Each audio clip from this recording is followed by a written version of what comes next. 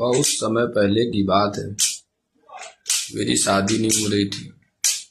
मेरे पापा मेरे लिए एक रिश्ता लेके आए। कहते हैं चलो लड़की देखने चलते हैं। हम तो चले गए, पापा भी मिले गए, बहुत लोग गए।